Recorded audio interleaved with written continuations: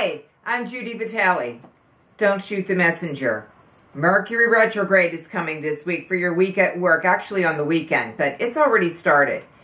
I can already feel like mislaying things. I put something down, I have no idea where it is. And I have to ask myself, when Mercury goes retrograde and I lose the ability to have an easy time communicating, knowing where everything is, keeping organized, running machinery, driving places, getting to wherever I want to be on time, I have to ask, what area of my life do I have to stop and really think about?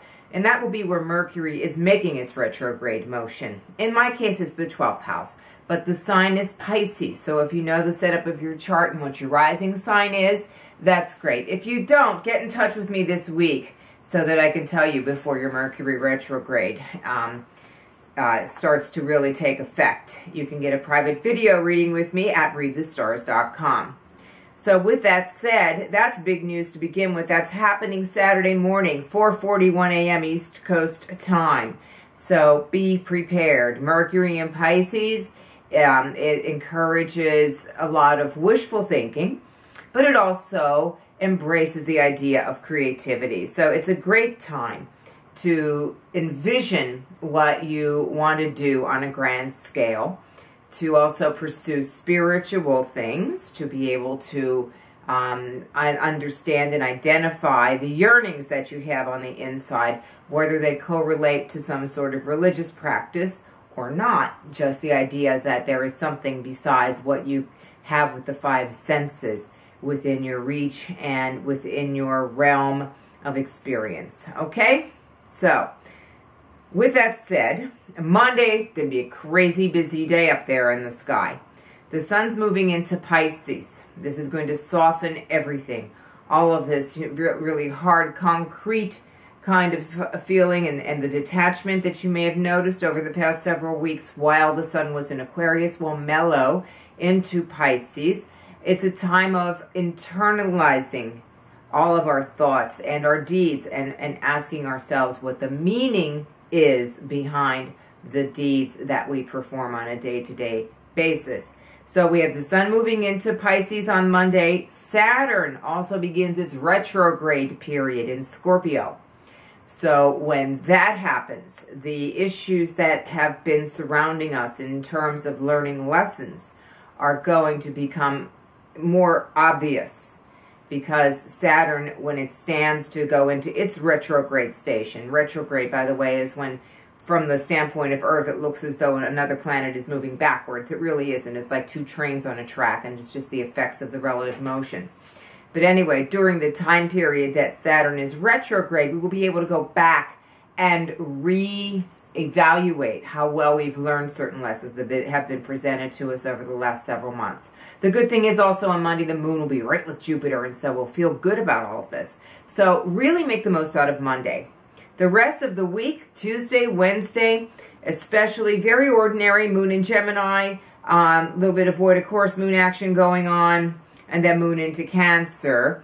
But, you know, what we're really looking at is a time when we can do the preparations for Mercury retrograde. Back up your computer. Get your car inspected if applicable. Change your oil. You know, make sure that you have the timetables down exactly right if something might have changed about your morning or evening commute. Make sure that when you go someplace that you write down the address as well as put it into a GPS that might lose its battery power or forget to be able to acquire the satellites at the right time. Make backup plans for everything that you do, and also get ready to organize yourself a little bit better and think about every action that you make with your body and keep that connection between the body and the mind. It won't come as automatically as usual. You'll be like, where was I? I went into the bathroom.